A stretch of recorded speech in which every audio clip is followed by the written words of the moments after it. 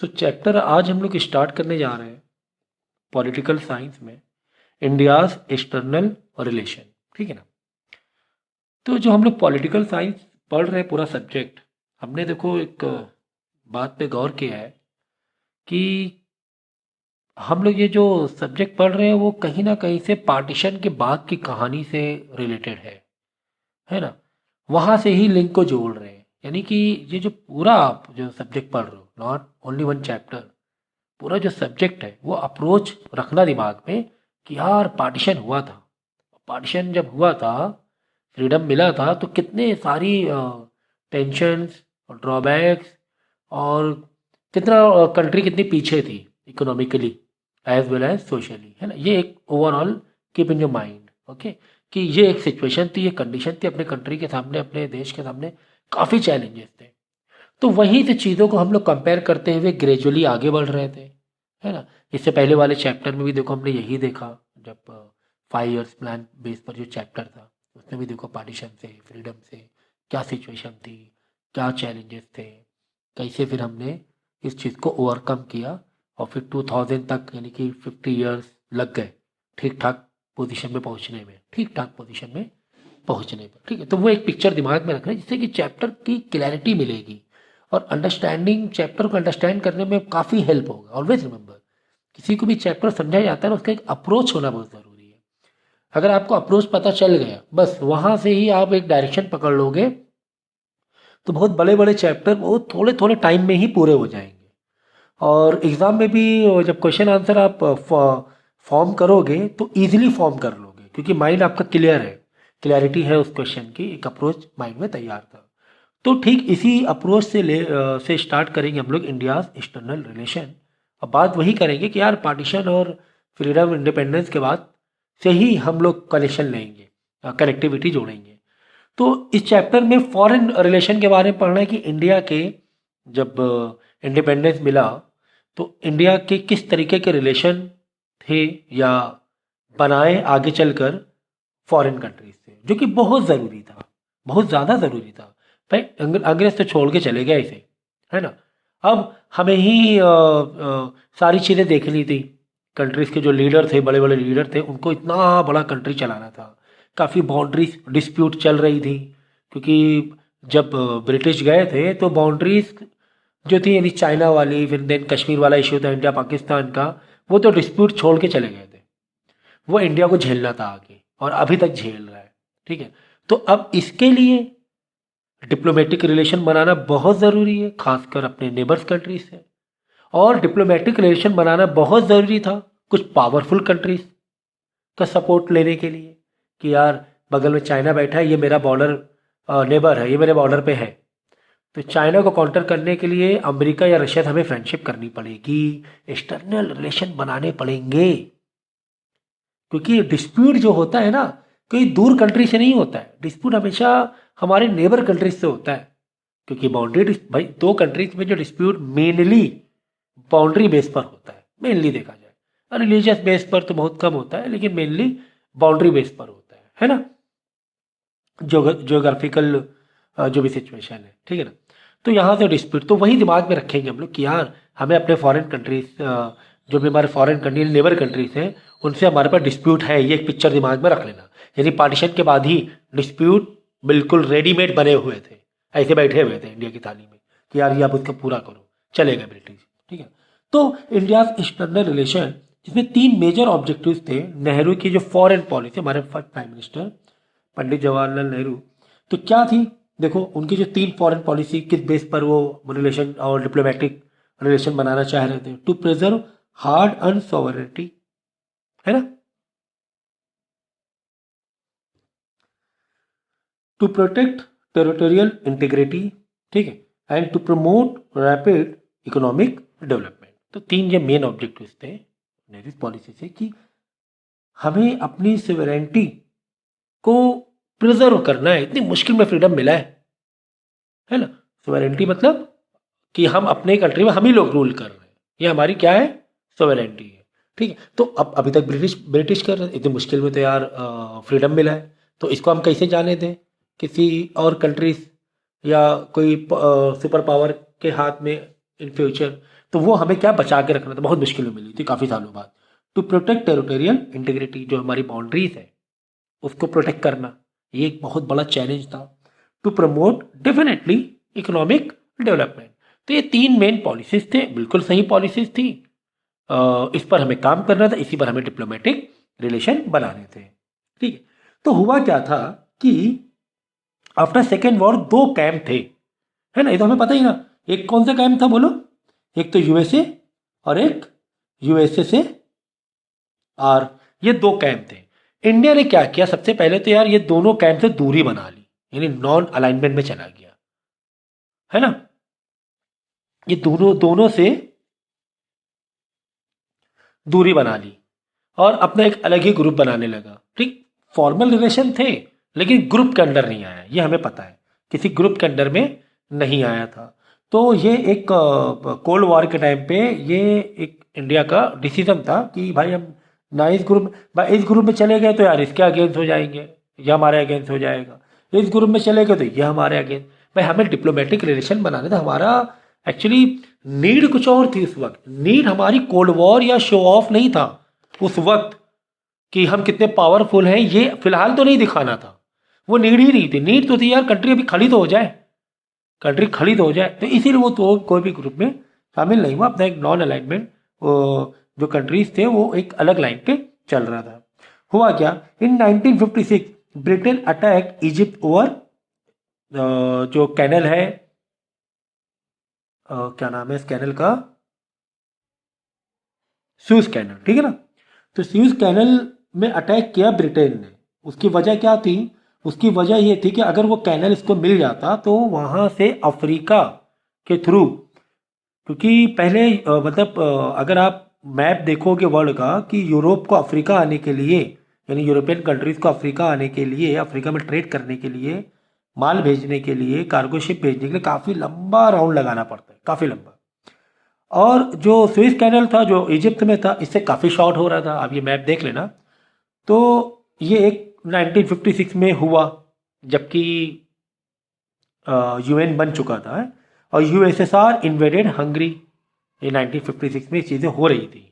तो यानी कि यहाँ पर अभी भी डर था, यानी काफ़ी स्ट्रॉन्ग लेवल पे जो इंटरनेशनल ऑर्गेनाइजेशन बनी थी यूएन, इसके बाद भी कुछ ना कुछ डिस्टर्बेंस हो रहा था।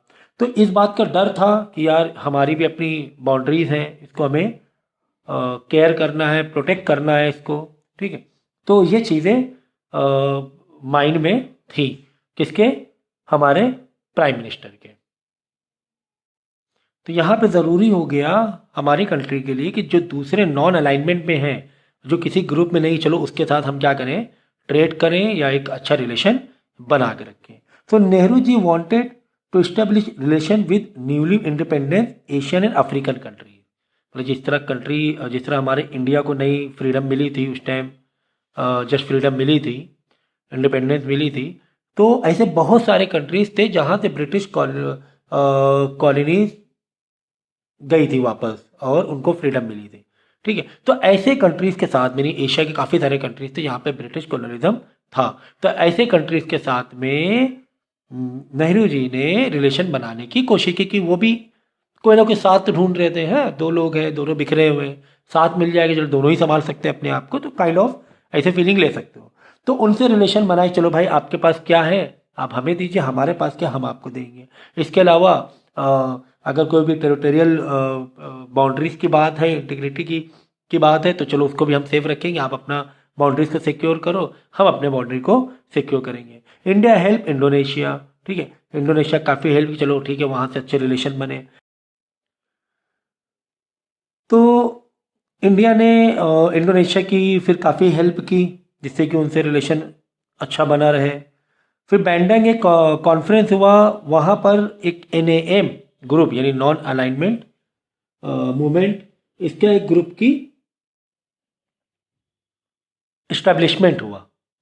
तो इस ग्रुप में कौन से कंट्रीज थे? जो न्यूली इंडिपेंडेंस जिनको मिली थी वो कंट्रीज थे, जो किसी भी, यानी ये दोनों ग्रुप में, ये दोनों सुपर पावर के ग्रुप में नहीं थे, ठीक है। तो इससे क्या हुआ, एक बड़ा एक सपोर्ट मिल गया, एक ग्रुप बन गया इंडिया का भी, ठीक है।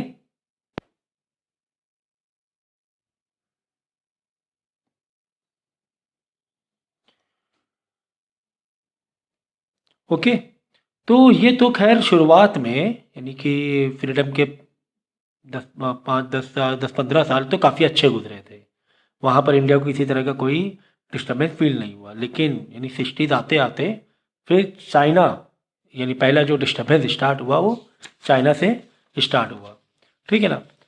तो यहाँ तक समझ में आ गया कि यहाँ पर हमें पॉलिसीज़, क्या पॉलिसीज़ थी वो पता चली, किस तरह हमने ग्रुप बनाया वो हमें पता चला, नॉन अलाइनमेंट मूवमेंट, फिर एफ्रो एशियन यूनिटी, यहाँ पर हमने ध्यान दिया, किसी भी ग्रुप में हम लोग नहीं गए। ठीक है। तो ये चीज़ें कम से कम स्टार्टिंग में आपको पता चल गया कि यहाँ से स्टार्टअप मिला एक्सटर्नल रिलेशन का। अब दिक्कतें स्टार्ट होने वाली थी। कैसे होने वाली थी ये देखो।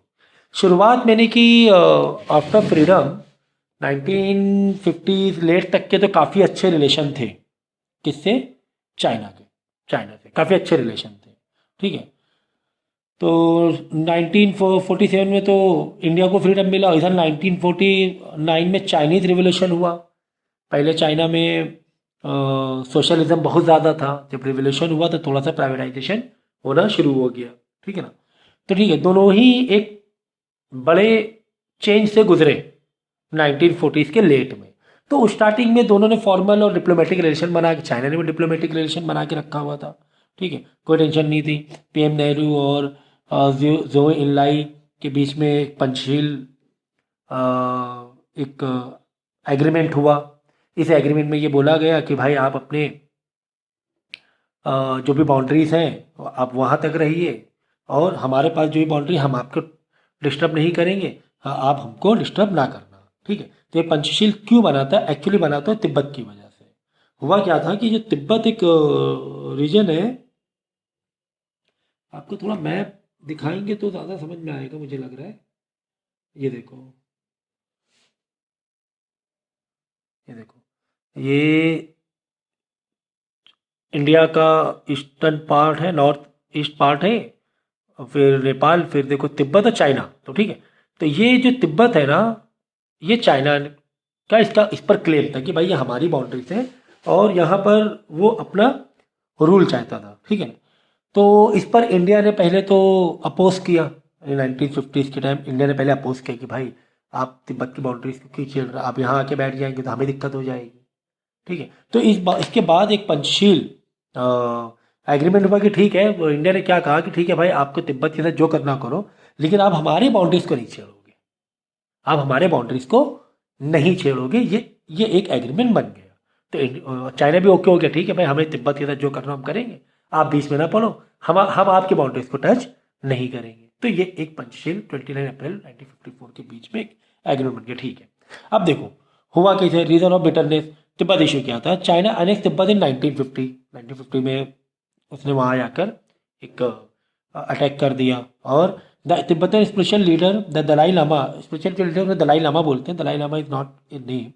ठीक है, ये एक पोजीशन है। Sought and obtained political asylum in India in 1959। तो चाइना तिब्बत में जाके घुस गया। ठीक है। वहाँ अपने लोगों को भी भेजने लगा कि यार ज़्यादा से ज़्यादा हमारी चाइनीज़ लोगों की पॉपुलेशन हो जाए, जबकि तिब्बत के लोगों ने काफ़ी अपोज किया। तो इसलिए दलाई लामा में इंडिया ने आके अजाइलम मतलब एक रिफ्यूजी या एक शरण ले लिया कि भाई आप हमें सहारा दो, हमें चाइना परेशान कर रहा है तो हमें रहने की जगह दे दो। तो इंडिया ने कहा अच्छा ठीक है। तो 1959 में दलाई लामा को इंडिया ने सपोर्ट किया, बस रहने की जगह दी, ऐसे सोचो। ठीक है भाई, आप हमारे यहाँ रहो, जो भी आपके पॉलिटिकल मूवमेंट है आप हमारी कंट्री से चलाओ, वहाँ चाइना अगर डिस्टर्ब कर रहा है। बस यहाँ से डिस्टर्बेंस चालू हो गया। कैसे चालू हुआ? यही कि भाई एक एग्रीमेंट बना था, एग्रीमेंट में कहा गया था भाई तिब्बत के इशू में आप नहीं बोलोगे। तो इंडिया ने तिब्बत के इशू में तो कुछ नहीं बोला ना, उसने तो खाली दलाई लामा को शरण दिया, जगह दी रहने की, बस बाकी कुछ नहीं किया उसने। बस इसी में डिस्टर्बेंस चालू हो गया। इसी में चाइना का ये क्लेम होने लगा कि नहीं, इंडिया चाइना के अगेंस्ट कुछ ना कुछ पॉलिटिकल पॉलिसीज बना रहा है, या कुछ इस तरीके से अगेंस्ट है, या आर्मी लेवल पे कुछ ना कुछ ये कर सकता है इंडिया, ऐसा चाइना ने क्लेम करना शुरू हो गई। चाइना को दिक्कत हो गई कि भाई इंडिया ने क्यों तिब्बत से आके मिला। तो अब भाई तिब्बत हमारी नेबर कंट्री थी, वहाँ के लोग आए तो इंडिया ने यहाँ पे हेल्प की, रहने की जगह दी, बस इतना किया इंडिया ने, बाकी उनकी बाउंड्रीज को तो नहीं छेड़ा। इंडिया तो अपने आप को सिक्योर, भाई देखो हमारी जो बाउंड्रीज होती हैं वो हमें हमारी सिक्योरिटी सिक्योर करना, प्रोटेक्ट करना, ये तो हमारा हक है।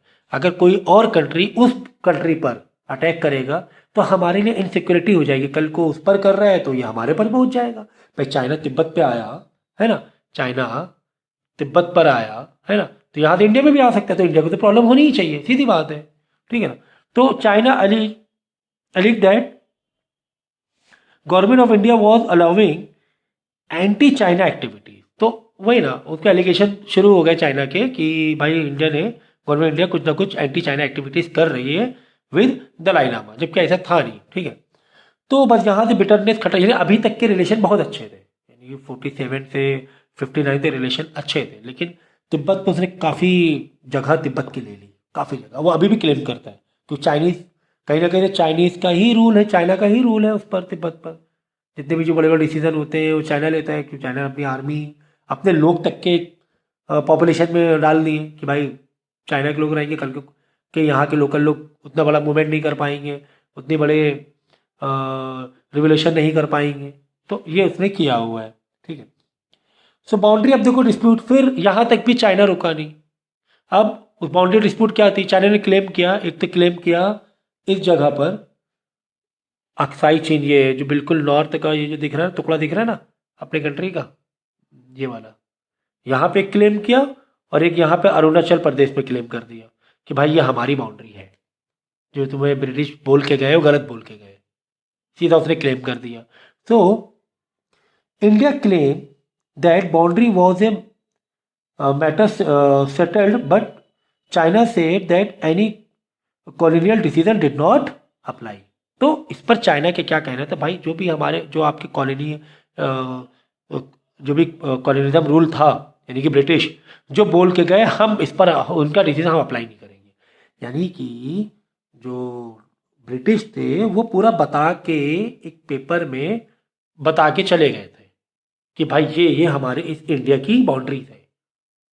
ये ब्रिटिश कॉलोनी से बताया था कि ये है ना इंडिया के अंडर में आती है, ये पाकिस्तान है, और ये ईस्ट पाकिस्तान, वेस्ट पाकिस्तान, ये पूरा बाउंड्रीज को मेंशन करके गए थे। बट चाइना ने क्या कहा, भाई आपके जो ब्रिटिश बोल के हम क्यों मानेंगे, ये जो आप ब्रिटिश बोल के गए हैं, आपको देश पकड़ा के गए हैं, और जो भी पॉलिसीज़ हैं, जो भी रीजनल एरिया या बाउंड्री जो भी बता के गए, हम नहीं मानेंगे। तो ये चाइना ने क्लेम कर दिया। तो 2 एरिया में क्लेम था चाइना का, कितने एरिया पे, 2 एरिया क्लेम था। एक जैसे मैंने कहा Aksai Chin area in Ladakh region of Jammu and Kashmir, Ladakh region है ना जम्मू कश्मीर में, अब तो ये अलग बन गया है स्टेट। फिर नेफा अरुणाचल प्रदेश, ठीक है, अरुणाचल प्रदेश, तो अरुणाचल प्रदेश का अभी एक आध साल पहले काफ़ी सारा हिस्सा है ना वापस और अंदर आ गया था अरुणाचल प्रदेश में, ठीक है। ये तो अक्साई चीन में तो खैर जब शुरुआत में जितना भी कब्जा था, लेकिन इंडिया ने काफ़ी अच्छी तरीके से प्रोटेक्ट किया हुआ है इसे, लेकिन यहाँ पर अभी भी आ गया है। और 1971 में जो वॉर हुई थी, इंडिया 1961 में, 62 में जो वॉर हुई थी, उसमें इसने काफ़ी बड़ा एरिया अरुणाचल प्रदेश का अपने अंडर में ले लिया था, ठीक है। तो ये 2 क्लेम था, इसी पर वॉर हुआ, चाइनीज इन्वेजन 1962, चाइना ने सीधा इंडिया पर हमला बोल दिया। उस टाइम हम लोग इतने तैयार नहीं थे, हम इतने पॉवर्टी थी कि पहले तो फूड क्राइसिस ही एक बड़ा डीलिंग थी, बड़ा इश्यू था कि यार लोगों को खाना तो मिल जाए, और ऐसे में इतना बड़ा एक अटैक आ गया, एक इन्वेजन आ गया इंडिया में। तो while the entire world attention was on Cuban missile crisis, Cuban missile crisis चल रहा था अमेरिका का, China launch a civic and massive invasion in October 1962 on both disputed region, दोनों तरफ से कर दिया। कहाँ, एक तो कश्मीर के पास जो लद्दाख में अक्साई चीन, जिसे हम बोलते हैं, जो चाइना ने थोड़ा सा ले लिया है, ये वाला पार्ट ले लिया है, मतलब कवर्ड है, ठीक है ना, चाइना के अंडर में। और फिर यार अरुणाचल प्रदेश का, सो दोनों तरफ हमला एक साथ कर दिया। तो the first attack lasted on 1 week, एक हफ्ता तक पूरा अटैक चला, पहला वाला अटैक जो एक हफ्ता चला, एंड चाइनीज फोर्सेस कैप्चर्ड सम की एरियाज इन अरुणाचल प्रदेश, ठीक है, यहाँ पर तो बिल्कुल प्रिपेयर नहीं थे। Second way of attack came next month while the Indian forces could block the Chinese advances on the western front of Ladakh, ठीक है। यहाँ पर इंडिया ने रोक दिया क्योंकि इंडिया को थोड़ा सा ज्योग्राफिकल एडवांटेज था। अरुणाचल पे हम लोग थोड़े नीचे थे, वो ऊपरी एरिया पड़ रहा था। जहाँ पे चाइना ने अटैक किया था वो एरिया थोड़ा पहाड़ का था, ऊपरी, वो उनकी तरफ था एरिया। हम थोड़े नीचे पड़ रहे थे, इसलिए हमें बहुत दिक्कत हो रही थी। In the east Chinese manage to advance nearly the entire point of Assam plain. तो काफ़ी एरिया उन्होंने कैप्चर किया आसाम और अरुणाचल साइड में। So the China war dented India's image at home and abroad. यहाँ पर बड़ा नुकसान हुआ इंडिया को, एक्चुअली बहुत बड़ा नुकसान हुआ था इसमें। पंडित जवाहरलाल नेहरू जो प्राइम मिनिस्टर थे तो वो काफ़ी मतलब इसमें चले गए थे कि एक एक एक डेंटेड था, दाग जैसा लग गया कि यार इंडिया के अपने आप को प्रोटेक्ट नहीं कर सकता है, कि यार चाइना ने अटैक किया और हमने हार मान ली। तो कहीं ना कहीं तो हार तो थी, क्योंकि एरिया उन्होंने कैप्चर किया तो हार तो भी हमारी। The USSR remain neutral during this conflict. लेकिन यूएसएसआर ने चाइना को सपोर्ट नहीं किया, ये न्यूट्रल था। जबकि बाद में यूएसएसआर ने तो हमारी हेल्प भी काफ़ी की है पाकिस्तान के वॉर में, India Pakistan. Some of the top army commander either resign or were retired. बड़े बड़े आर्मी कमांडर, मतलब इतनी बड़े लेवल पे इन्वेजन था वो कि बिल्कुल शॉक हो गए हम लोग, शॉक बिल्कुल थे। सब बड़े बड़े आर्मी कमांडर पॉलिटिक्स रिजाइन कर दी कि भाई हम ये नहीं झेल सकते। डिफेंस मिनिस्टर, जो उस टाइम के डिफेंस मिनिस्टर थे V K Menon, had to leave the cabinet, had to leave the cabinet, cabinet तक छोड़ना पड़ गया उन्हें। And first time in no confidence motion against his government was his, मतलब नेहरू की गवर्नमेंट, नेहरू के वो क्या हो गया, बढ़ गया आगे कि यार नो कॉन्फिडेंस मोशन, कि इस कंट्री, इस गवर्नमेंट पर एक पार्लियामेंट का एक प्रोसेस है, ये पॉलिटिकल प्रोसेस है कि इस गवर्नमेंट पर, यानी कि कांग्रेस की गवर्नमेंट थी उस वक्त नेहरू जी की, कि यह इस पर कॉन्फिडेंस नहीं रहा, ये देश को नहीं चला पा रहे, देश को बचा नहीं पा रहे। तो पहली बार ऐसा मोशन मूव हुआ। ठीक है, तो बाकी और डिटेल्स में अगर आपको देखना है इंडिया चाइना वॉर का तो आप देख सकते हो इंटरनेट पे, काफ़ी सारे डिटेल्स में भी वीडियोस बने हुए हैं जो आपके जाके देख सकते हो।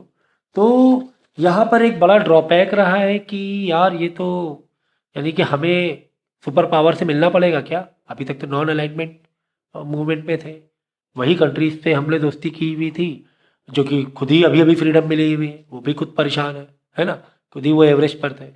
तो यहाँ से ज़रूरत महसूस होने लगी इंडिया को कि नहीं, ये किसी न किसी का सपोर्ट हमें बड़ी कंट्री का चाहिए, नहीं तो आगे चल के भी बड़ा नुकसान हो सकता है। फिर आई थी 64 में तो जो नेहरू जी थे वो डेथ हो गई थी, तो बाद में सेकंड जो प्राइम मिनिस्टर थे लाल बहादुर शास्त्री, फिर वो बने थे। So war and peace with Pakistan. ठीक है, अब देखो, तो एक तो ये हमने देखा, भाई हम एक्सटर्नल अफेयर देख रहे हैं, हम लोग क्या चैप्टर पढ़ रहे हैं, एक्सटर्नल अफेयर। तो अब एक्सटर्नल अफेयर में क्या क्या हमारी दिक्कतें थी उसको सॉर्ट आउट करेंगे हम लोग डिप्लोमेटिक रिलेशन बनाकर। तो वही हम लोग प्रॉब्लम देख रहे हैं कि चाइना के साथ प्रॉब्लम थी, वॉर हुआ, काफ़ी नुकसान हुआ, तो यार अब हम इसको कैसे सॉर्ट आउट करें, तो अभी आगे बताएंगे। ठीक है, फिर देखो पाकिस्तान के साथ क्या इश्यूज थे, मेनली यही दो इश्यूज हैं हमारी कंट्री में, यही दो बॉर्डर के इश्यूज हैं, एक पाकिस्तान वाला, एक भाई पाकिस्तान का वही मैटर था कि जो ब्रिटिश थे वो पाकिस्तान इंडिया का बॉर्डर डिस्प्यूट छोड़ के चले गए, यानी कश्मीर वाला। फिर पाकिस्तान का क्लेम था कि जो पार्टीशन हुआ था वो रिलीजियस बेस पर हुआ था, कि मुस्लिम जो मेजोरिटी है वो एरिया पाकिस्तान को मिलना चाहिए। अब जबकि जम्मू कश्मीर मुस्लिम मेजोरिटी पर था, तो उसका क्लेम यही था कि मुस्लिम मेजोरिटी कश्मीर जो है वो हमारा पाकिस्तान का हिस्सा होना चाहिए। लेकिन उस वक्त वहाँ की जो रियासत थी इसकी कश्मीर की, वहाँ का जो राजा था उसने इंडिया की तरफ साइन कर दिया कि भाई हम इंडिया कंट्री में शामिल होंगे। ठीक है ना, तो ये एक था इशू, तो इसलिए वो इशू बना हुआ है। पाकिस्तान वाले कह रहे हैं कि नहीं ये गलत है, पब्लिक कुछ और चाह रही है, पब्लिक को वोटिंग कराना चाहिए, लेकिन इंडिया उस चीज़ के लिए रेडी नहीं हुआ। ठीक है, तो ये जो मुद्दा था फिर कश्मीर वाला मुद्दा, वो जवाहरलाल नेहरू ले गए यूएन के पास, तो यूएन ने फिर उस चीज़ को वहीं पर फ्रीज कर दिया उसी पर। मतलब जितना भी हिस्सा पाकिस्तान ने इंडिया के, पाकिस्तान के अकॉर्डिंग इंडिया में ले लिया था, इंडिया का हिस्सा, वो वहीं पर फ्रीज कर दिया कि भाई जो अभी जिसके पास जो है उसको वैसे रखो, वो एक इश्यू वैसे मेंटेन है, ठीक है ना। यानी कि जितना जहाँ पर जो है, यानी कि फ्रीडम के बाद काफ़ी सारा हिस्सा कश्मीर का पाकिस्तान जो बोलते हैं पीओके, पाकिस्तान ऑक्यूपाइड कश्मीर, वो पाकिस्तान ने ले लिया था, आके घुस गए थे, वो ले लिया था।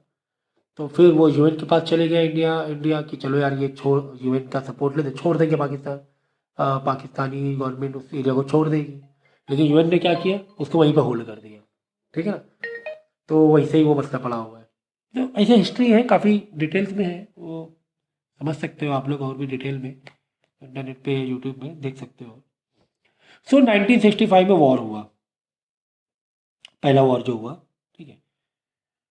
इन अप्रैल 1965 Pakistan launch arm attack in the run of Kutch area of Gujarat, ठीक है। गुजरात के एरिया से आया पाकिस्तान, यानी पाकिस्तान ने पहले अटैक किया। They also attack Jammu and Kashmir in August September, यानी अप्रैल के बाद अगस्त सितंबर में जम्मू और कश्मीर में भी अटैक किया, and hoping to get local support, local population, but it did not happen. उनको लगा कि लोकल सपोर्ट मिल जाएगा, लोकल लोग भी साथ दे देंगे और इंडियन आर्मी को भगा देंगे, लेकिन ऐसा नहीं हुआ। शास्त्री जी, अब 1965 में लाल बहादुर शास्त्री प्राइम मिनिस्टर हो गए थे, order Indian troop to launch counter offensive on Punjab border and Indian army reach थी टू लाहौर। लेकिन शास्त्री जी ने बहुत ही, क्योंकि हम लोग देखो 62 में जो वॉर हुआ था उससे हम लोग काफ़ी अलर्ट हो गए थे, ठीक है ना, अलर्ट हो गए थे। तो जैसे पाकिस्तान ने 65 में अटैक किया तो पलट के हमने जवाब दिया, काउंटर अटैक किया और लाहौर तक के चले गए, लाहौर तक की इंडियन आर्मी घुस गई, ये समझिए।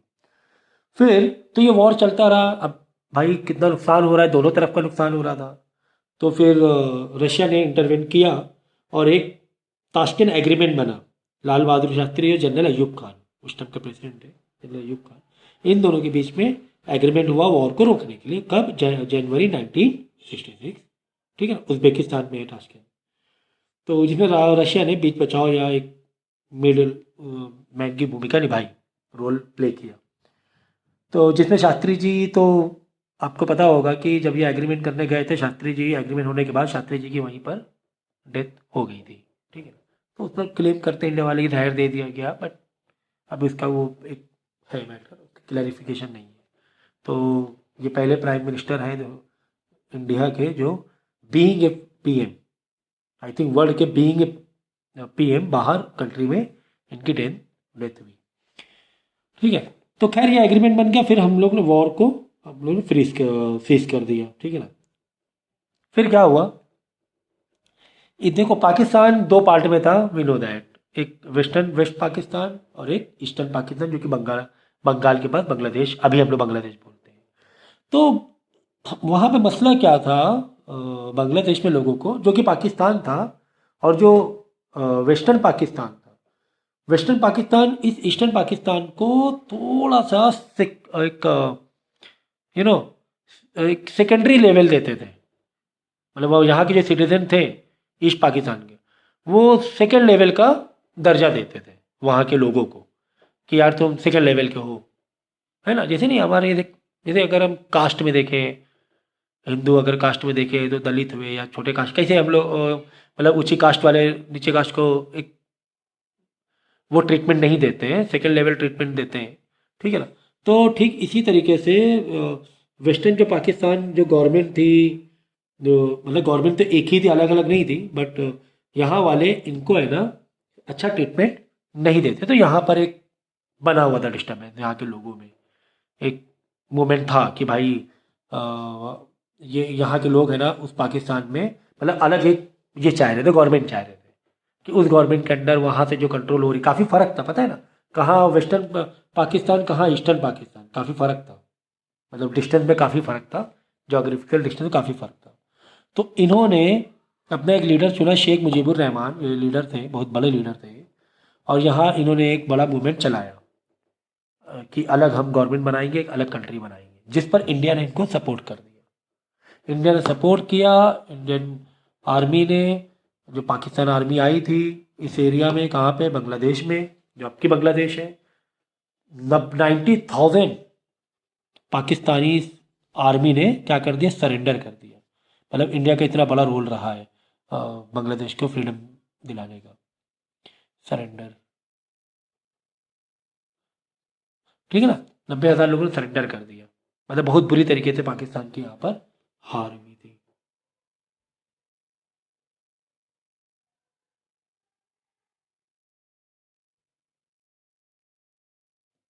ठीक है।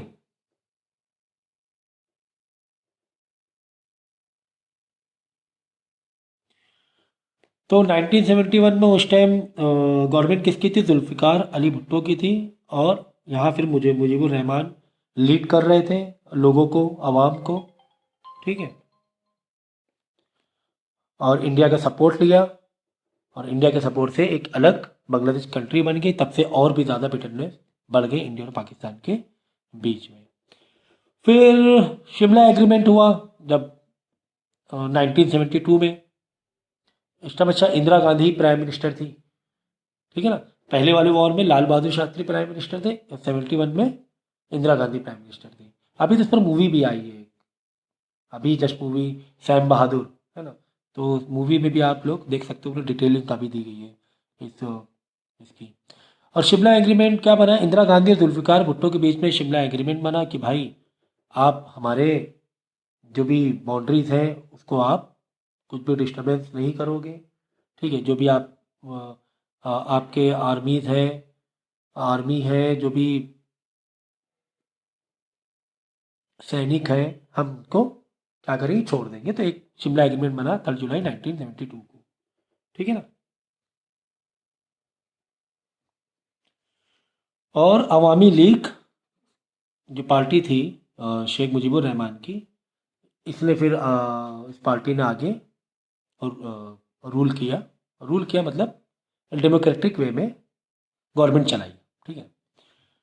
तो इसके बाद यानी 71 में जो जीत हासिल हुई थी, एक ये बहुत ही ग्लोरीफाई था इंडिया के लिए। काफ़ी लोग प्राउड फील कर रहे थे, बहुत बड़े लेवल की ये एक रोल निभाया, एक पूरा पूरा कंट्री आज़ाद करा दिया इंडिया ने एक तरीके से, है ना। तो बहुत बड़ा रोल पे इंदिरा गांधी को बहुत ज़बरदस्त तरीके से सपोर्ट मिला। यानी चाइना के टाइम पे जो मोरल डाउन था और काफ़ी नाम कांग्रेस पार्टी का ख़राब हो चुका था, और हम लोग के लिए भी काफ़ी एक बड़ा एक था, सेटबैक था कि यार एक मतलब बुरी हार हुई, और हमारे कंट्री का एक काफ़ी बड़ा पार्ट है ना, चाइना ने ये कर लिया, कैप्चर कर लिया है। लेकिन यहाँ से फिर वापस से लोगों में एक मोटिवेशन मिला गवर्नमेंट के लिए, मोरल अप हुआ गवर्नमेंट टुवार्ड्स कांग्रेस गवर्नमेंट। और आगे जब इलेक्शन हुए तो इंदिरा गांधी और भी हाई लेवल पे, हाई मार्जिन से जीत हासिल की थी। ओके।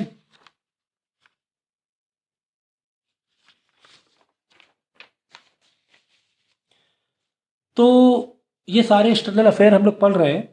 तो हमने चाइना पढ़ा, फिर इंडिया पाकिस्तान फर्स्ट वॉर पढ़ा, कश्मीर मुद्दा देखा, वो भी समझा। फिर बांग्लादेश वाला मैटर कि बांग्लादेश में इंडिया को क्यों इन्वॉल्व होना पड़ा, वो भी मैंने बताया। अब इंडिया की न्यूक्लियर पॉलिसी क्या थी, देखो। First nuclear explosion undertaken by India in may 1974। Nehru had always put his faith in science and technology. तो नेहरू जी का हमेशा क्लियर था कि साइंस और टेक्नोलॉजी को बढ़ावा देना चाहते थे हमेशा, for rapidly building a modern India. So a significant component of its industrialization plan was the nuclear program, initiated in the date of 1940s under the guidance of the Homi J. Bhabha. India wanted to generate atomic energy for peaceful purpose. Peaceful purpose के लिए use करना था atomic energy को, जिससे कि हम लोग बड़े बड़े पावर प्लांट लगा सकें और इलेक्ट्रिसिटी जनरेट कर सकें, है ना। एटॉमिक, बेसिकली एटॉमिक एनर्जी किसके लिए यूज़ करते हैं हम लोग? इलेक्ट्रिसिटी जनरेट करें। इलेक्ट्रिसिटी जो पावर प्लांट होते हैं उसके जनरेट करने के लिए हम लोग एटॉमिक एनर्जी का यूज़ करते हैं, सस्ता पड़ जाता है बहुत। Consider the NPT as a discriminated and had refuse to sign it. When India conducted its first nuclear test it was termed as peaceful explosion. मतलब एक्सप्लोजन जो हुआ जो टेस्ट किया गया था वो काफ़ी पीसफुल था। ठीक है, उसमें किसी तरीके का धमकाना, डराना या इस तरीके से कुछ ये नहीं था। तो इंडिया ने तो कब किया है? 74 में किया है। चाइना ने कब किया था? 64 में। अमेरिका का आपको पता ही है, अमेरिका ने तो पूरा अटैक ही कर दिया था, न्यूक्लियर बॉम्ब का, हिरोशिमा नागासाकी में 1945 में, है ना।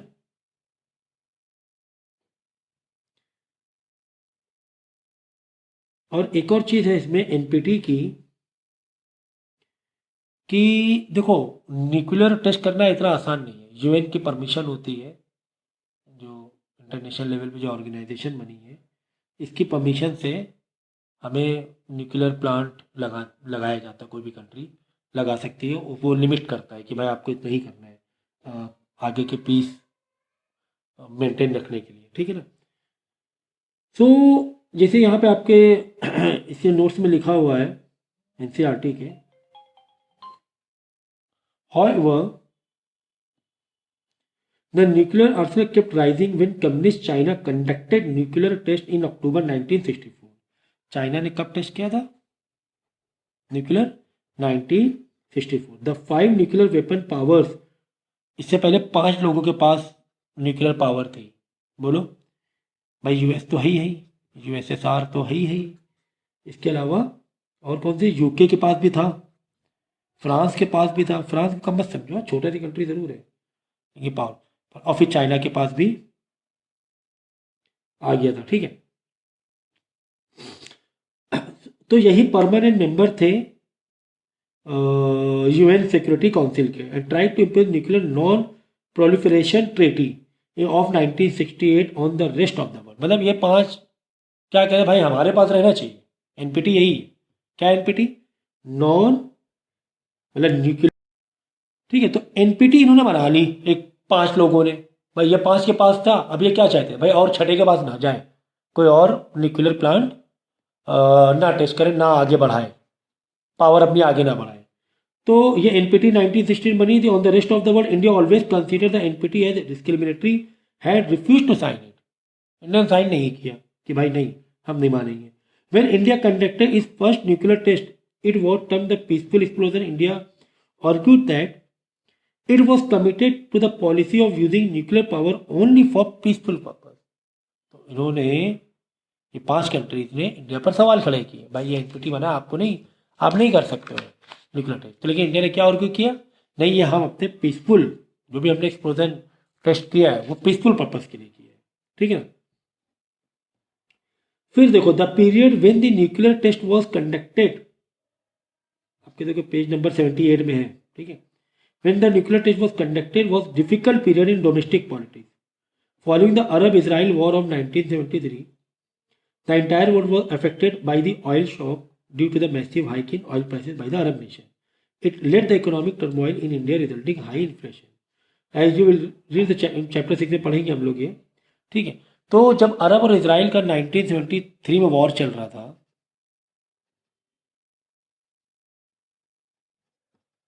तब अरब कंट्री ने क्या किया था भाई, वॉर को के जो खर्चे होते हैं उसके तो कवर अप कंट्री करती है महंगाई बढ़ाकर, है ना। तो ऑयल के कॉस्ट बहुत ज़्यादा बढ़ा दिए थे, बहुत ज़्यादा।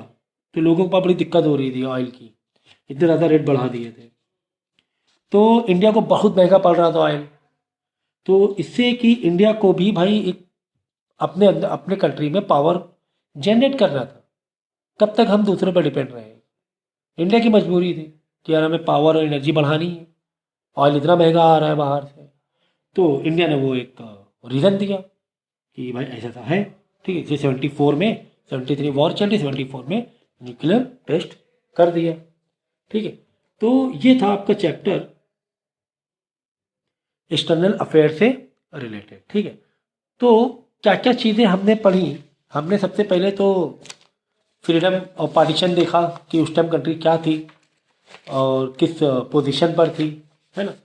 फिर पाकिस्तान का डिस्प्यूट तो भाई पार्टीशन से ही था, वो एक डिस्प्यूट तो चला ही आ रहा था, ठीक है ना। फिर चाइना का एक नया आ गया, जबकि चाइना से शुरू से अच्छे रिलेशन थे, लेकिन बाद में चाइना ने क्लेम करना शुरू कर दिया, जो अभी तक के डिस्प्यूट है, पाकिस्तान का भी अभी तक का डिस्प्यूट है।